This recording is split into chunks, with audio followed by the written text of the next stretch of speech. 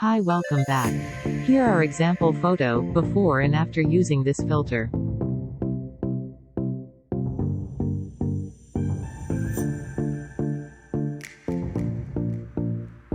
The preset download link, in description.